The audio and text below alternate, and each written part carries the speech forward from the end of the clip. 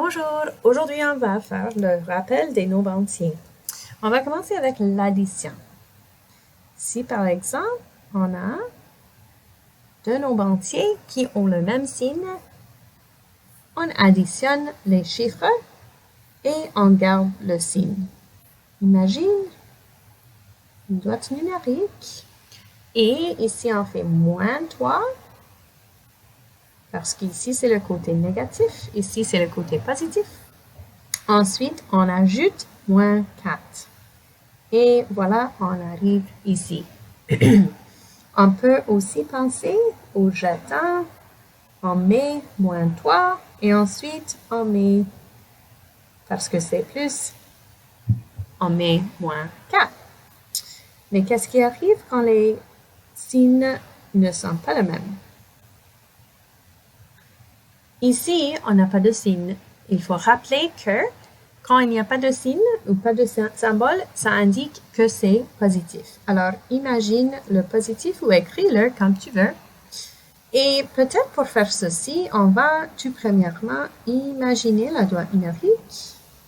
On commence toujours à 0. Ensuite, on va faire moins 7. Ensuite, on fait plus 5. On fait plus 1 plus 5. On additionne 5 positifs. Alors, où est-ce qu'on termine? Moins 2. Qu'est-ce qui se passe avec ceci? Alors, en fait, ce qu'on a fait, c'est une soustraction des chiffres et on a gardé le signe du chiffre qui est plus grand. Et comme le chiffre 7 est plus grand que 5, alors c'est le symbole attaché au 7 qui gagne. Alors ici, tu vois, c'est moins 7 plus 5 qui égale moins 2. Maintenant, on va regarder la soustraction. Si j'ai, par exemple, moins 3, moins 4, ici, on a quelques façons d'imaginer qu'est-ce qui se passe. J'aime bien faire avec la boîte numérique pour commencer à visualiser ce qui se passe. Alors ici, si ça vous aide, étiquette le côté négatif et le côté positif. Puis, on va commencer à 0, on fait moins 3. Et on va faire l'opposé de moins 4. Pense de cette manière. Qu'est-ce que c'est l'opposé de moins 4? C'est plus 4. Opposé de moins 4, c'est plus 4, qui veut dire qu'on va ici à 1. Une autre façon de penser à ceci, comme une règle générale, c'est d'additionner l'opposé. Parce que ça va fonctionner si c'est moins plus ou si c'est moins moins. Moins moins devient un plus. J'aime bien ce petit rappel. Alors, une autre façon d'écrire cela peut être plus 4. Et on applique les règles ici haut en faisant plus 1 finalement parce que les signes sont différents. Alors, on soustrait, on garde le signe du plus grand. Maintenant, si on regarde un autre exemple de soustraction, peut-être je vais faire 7 moins plus 10.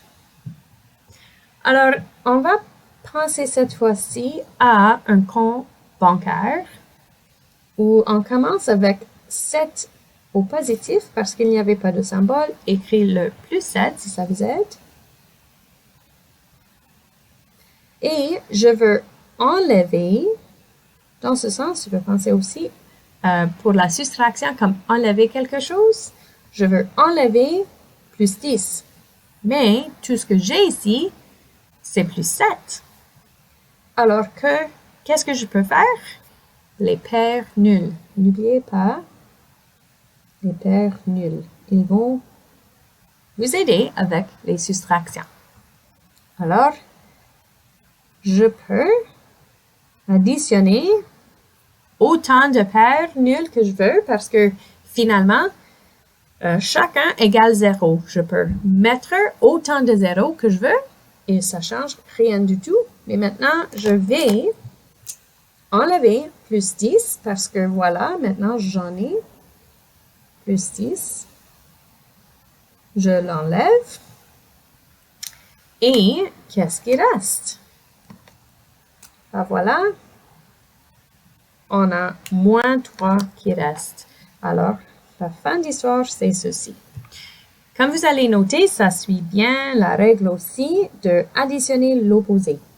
Plus 7 plus moins 10 égale moins 3. En appliquant cette règle, signe opposé, soustraction, garde le signe du plus grand, voilà. Alors ça, c'est en gros comment additionner, soustraire les nombres entiers. Maintenant, tu veux pratiquer peut-être juste avec les règles ou si tu veux regarder un exemple. Par exemple, si je fais moins 3 moins 1, on va regarder avec la droite numérique la situation. Bon, ben, c'est quand même assez proche de ce qu'on avait là. Alors, c'est cette idée. Moins 3, et on fait dans l'autre sens, moins 1, qui veut dire qu'on monte par 1, et voilà, on est ici à moins 2. Une petite pratique. Alors, voilà, si vous avez des questions, posez-les comme d'habitude, et bonne chance.